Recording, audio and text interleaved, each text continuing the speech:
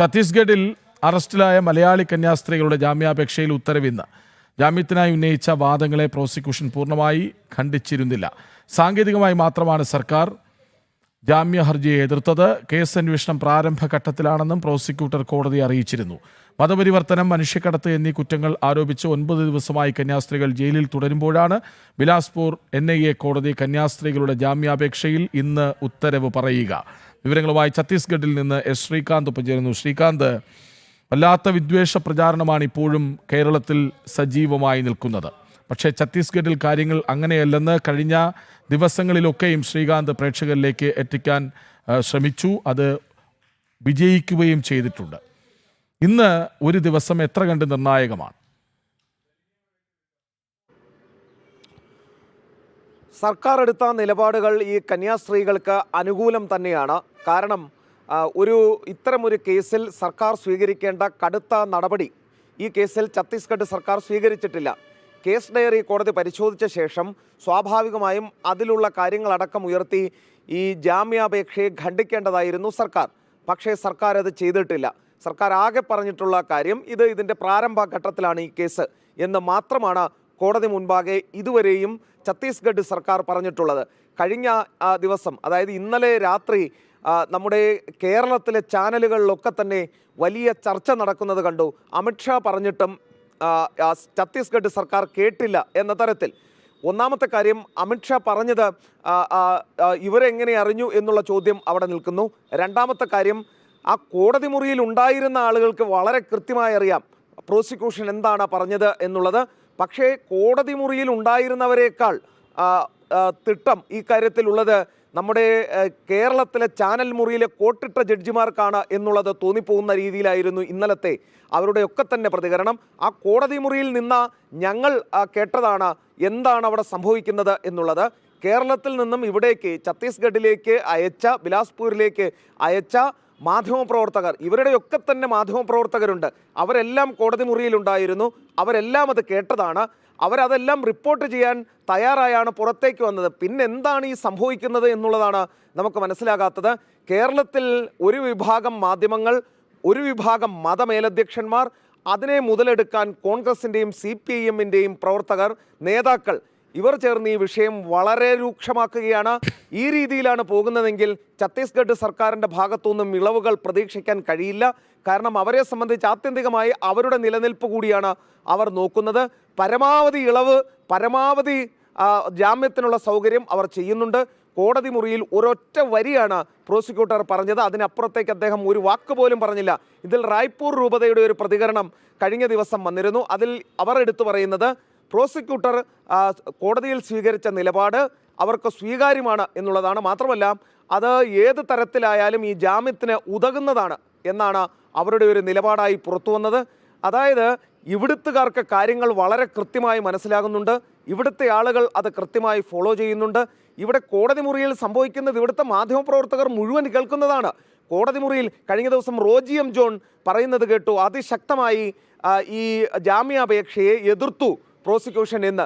ഒരു കാര്യം കേരളത്തിലെ പ്രേക്ഷകരോടായി പറയാം, ഈ റോജി എം ജോൺ ഈ വാദം നടക്കുമ്പോൾ കോടതി മുറിയുടെ പരിസരത്ത് പോലും ഉണ്ടായിരുന്നില്ല എന്നുള്ളതാണ് വസ്തുത.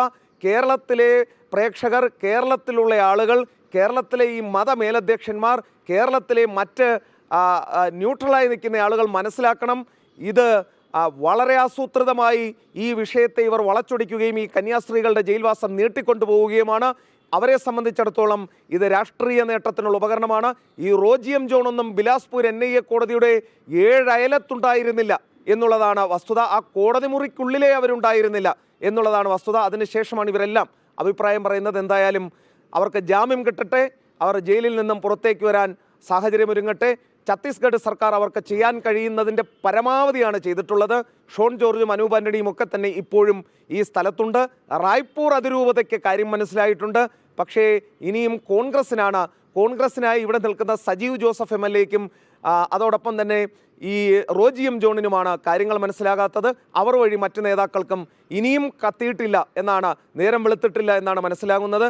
ഒപ്പം നമ്മുടെ നാട്ടിലെ ചാനൽ മുറിയിലെ കോട്ടിട്ട ജഡ്ജിമാർക്കും കാര്യം മനസ്സിലായിട്ട് ഇവർക്കെല്ലാം ഈ കന്യാസ്ത്രീകൾ ജയിലിൽ തന്നെ കിടക്കുക, പരമാവധി മുതലെടുക്കുക എന്നുള്ളതാണ് അവരുടെ ആവശ്യം എന്നാണ് മനസ്സിലാകുന്നത്. എന്തായാലും ഇന്നവർ പുറത്തിറങ്ങും എന്നാണ് കരുതുന്നത്. അത് കോടതിയാണ് തീരുമാനിക്കേണ്ടത്. അതിൽ നമ്മളിപ്പോൾ പറയുന്നത് തന്നെ സബ് ജുഡീസാണ്. ഒരു 10-11 മണി വരെ നമുക്ക് കാത്തിരിക്കാം. പ്രസിഡന്റ് കൂടി അങ്ങോട്ടേക്ക് വരുന്നു എന്നാണ് കേൾക്കുന്നത്. അതായത് ഇനിയും കള്ളങ്ങൾ ആവർത്തിക്കണം, അവിടെ ആ വിവാദം അതേപടി നിലനിൽക്കണം, എന്നിട്ട് കേരളത്തിൽ വോട്ട് കച്ചവടം അല്ലെങ്കിൽ രാഷ്ട്രീയ നേട്ടം ഉണ്ടാക്കണം. അതാണിപ്പോൾ കോൺഗ്രസ് ഇപ്പോഴും ഉന്നം വെക്കുന്നത്. നേരത്തെ ശ്രീകാന്ത് തന്നെ പറഞ്ഞു റോജി എം ജോൺ അവിടെയുണ്ട്, പക്ഷേ ആ കോടതിയുടെ പരിസരത്ത് പോലും ഉണ്ടായിരുന്നില്ല എന്ന്. കൃഷ്ണരാജ്, എന്താണ് ഇവരൊക്കെ ഈ പറയുന്നതെന്ന് കേട്ട് നമ്മൾ സ്തബ്ധരായി നിൽക്കുകയാണ് ഇവിടെ. കാരണം ഇവർക്കൊന്നും ഛത്തീസ്ഗഡിൽ ഒരു റോളില്ലെന്നുള്ളതാണ് വസ്തുത. അതായത് ഞാൻ കഴിഞ്ഞ ഒരാഴ്ചയായി ഇവരെയൊക്കെ കാണുകയാണ്. രാവിലെയും ഉച്ചയ്ക്കും വൈകിട്ടും ഒക്കെ തന്നെ ഞാൻ ഇവരെയൊക്കെ തന്നെയാണ് കാണുന്നത്. ഇവരൊക്കെ എന്താണ് ഇവിടെ ചെയ്യുന്നതെന്ന് നമുക്ക് വളരെ വ്യക്തമായി മനസ്സിലാവുകയും ചെയ്യുന്നുണ്ട്. ഈ റോജി എം ജോണും സജീവ് ജോസഫ് MLA യും കുറച്ചധികം ദിവസങ്ങളായി ഇവിടെ തന്നെയുണ്ട്. പക്ഷേ ഇവിടുത്തെ റായ്പൂരിലെ സഭ അവരെ പൂർണ്ണമായും ഈ കേസിൽ ഇടപെടിയിക്കാൻ തയ്യാറായിട്ടില്ല എന്നുള്ളതും ഇതോടൊപ്പം ചേർത്ത് വായിക്കേണ്ടതാണ്.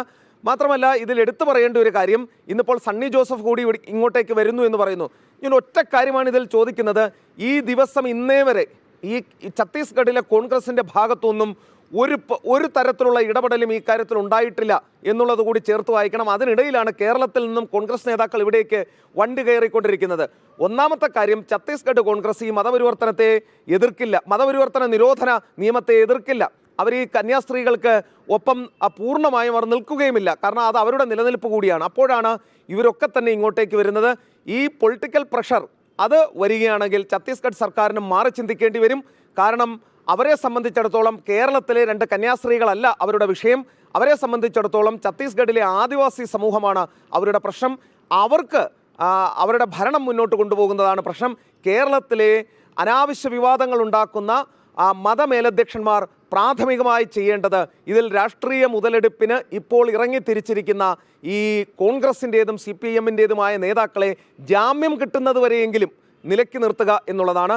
ജാമ്യം കിട്ടി ഈ കന്യാസ്ത്രീകൾ പുറത്തിറങ്ങിയതിന് ശേഷം ഇവർക്ക് ഏത് തരത്തിൽ വേണമെങ്കിലും ഇവർ ഇത് വളച്ചൊടിച്ചോട്ടെ, ഇവർ ഇതിൽ രാഷ്ട്രീയ മുതലെടുപ്പ് നടത്തിക്കോട്ടെ. പക്ഷേ ഈ ഘട്ടത്തിൽ ഈ മതമേലധ്യക്ഷന്മാർ കേരളത്തിൽ നടത്തുന്ന പ്രസംഗത്തിൻ്റെ 4/1 സമയം മതി ഇവരെയൊക്കെ തന്നെ ഈ ജാമ്യം കിട്ടുന്നത് വരെയെങ്കിലും കോടതിയെയും ഒപ്പം തന്നെ സർക്കാരിനെയും പ്രകോപിപ്പിക്കാതിരിക്കാൻ എന്നുള്ളതാണ് ഈ ഘട്ടത്തിൽ പറയാനുള്ളത്. ഇവരൊക്കെ കഴിഞ്ഞ ഒരാഴ്ചയായി എന്താണ് ഈ കന്യാസ്ത്രീകൾ പുറത്തിറങ്ങാതിരിക്കാൻ കാണിക്കുന്നത് എന്നുള്ളത് നമ്മളിവിടെ കണ്ടുകൊണ്ടിരിക്കുന്നുണ്ട്. ഈ വരുന്ന വാർത്തകൾ പരമാവധി വ്യാജം എന്ന് തന്നെ പറയേണ്ടി വരും. കാരണം കോടതി മുറിക്കകത്ത് കയറാത്തവരാണ് കോടതിയിൽ നിന്നും ഉത്തരവ് വരുമ്പോൾ പുറത്തിറങ്ങി മാധ്യമങ്ങളെ കാണുന്നത് എന്നുള്ള കാര്യം ആശ്ചര്യപ്പെടുത്തുന്നത് കൂടിയാണ്. ശരി, ഛത്തീസ്ഗഡിൽ അറസ്റ്റിലായ മലയാളി കന്യാസ്ത്രീകളുടെ ജാമ്യാപേക്ഷയിൽ ഉത്തരവ് ഇന്ന്. ജാമ്യത്തിനായി ഉന്നയിച്ച വാദങ്ങളെ പ്രോസിക്യൂഷൻ പൂർണ്ണമായി ഖണ്ഡിച്ചിരുന്നില്ല. സാങ്കേതികമായി മാത്രമാണ് സർക്കാർ ജാമ്യ ഹർജിയെ എതിർത്തത്. കേസന്വേഷണം പ്രാരംഭഘട്ടത്തിലാണെന്നും പ്രോസിക്യൂട്ടർ കോടതിയെ അറിയിച്ചിരുന്നു. മതപരിവർത്തനം, മനുഷ്യക്കടത്ത് എന്നീ കുറ്റങ്ങൾ ആരോപിച്ച് 9 ദിവസമായി കന്യാസ്ത്രീകൾ ജയിലിൽ തുടരുമ്പോഴാണ് ബിലാസ്പൂർ NIA കോടതി കന്യാസ്ത്രീകളുടെ ജാമ്യാപേക്ഷയിൽ ഇന്ന് ഉത്തരവ് പറയുന്നത്. വിവരങ്ങൾ നൽകുകയായിരുന്നു ഛത്തീസ്ഗഡിൽ നിന്ന് എസ് ശ്രീകാന്ത്.